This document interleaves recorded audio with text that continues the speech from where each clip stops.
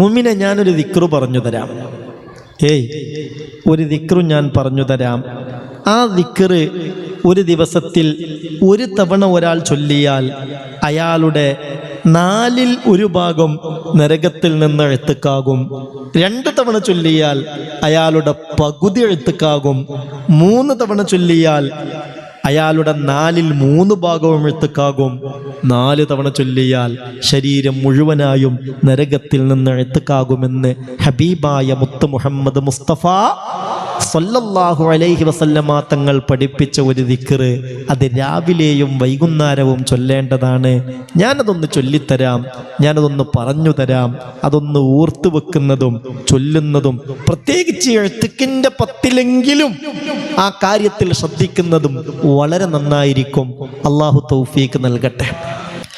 അല്ലാഹുമ്മ ഇന്നി അസ്ബഹ്തു ഉശ്ഹിദുക വ ഉശ്ഹിദു ഹമലത അർശിക വ മലായികതക വ ജമീഅ ഖൽഖിക ബിഅന്നക അൻതല്ലാഹ് ലാ ഇലാഹ ഇല്ലാ അൻത വഹ്ദക ലാ ശരീക ലക വ അന്ന മുഹമ്മദൻ അബ്ദുക വ റസൂലുക.